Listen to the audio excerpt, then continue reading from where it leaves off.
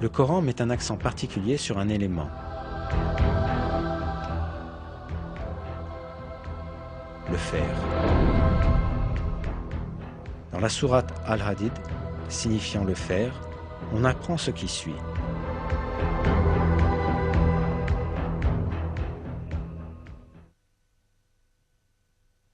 Et nous avons fait descendre le fer dans lequel il y a une force redoutable, aussi bien que des utilités pour les gens.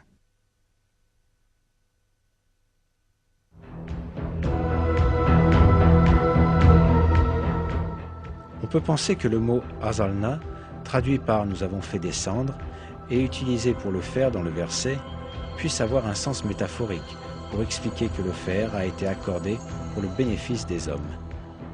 Mais quand on prend en considération la signification littérale du mot, on réalise que ce verset implique un miracle scientifique très significatif. Cette signification est faire descendre physiquement du ciel, comme dans le cas de la pluie et des rayons du soleil. Les découvertes astronomiques modernes ont révélé que le fer que l'on trouve dans notre monde est venu d'étoiles géantes dans l'espace.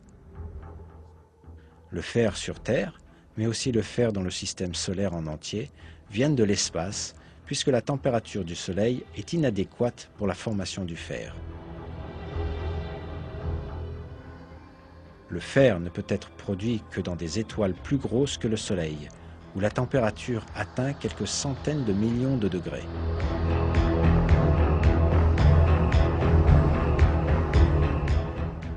Quand la quantité de fer excède un certain niveau dans une étoile, celle-ci ne peut plus s'en accommoder et elle finit par exploser en ce qu'on appelle une nova ou supernova.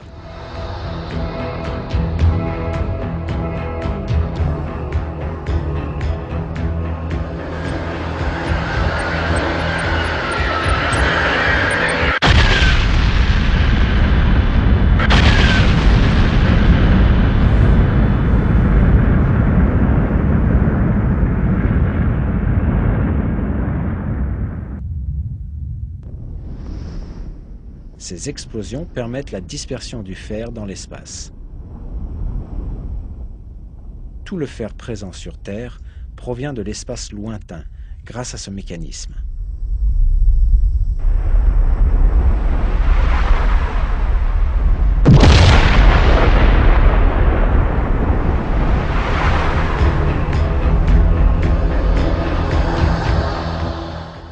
En d'autres mots, le fer est descendu sur Terre, comme nous l'apprend le verset.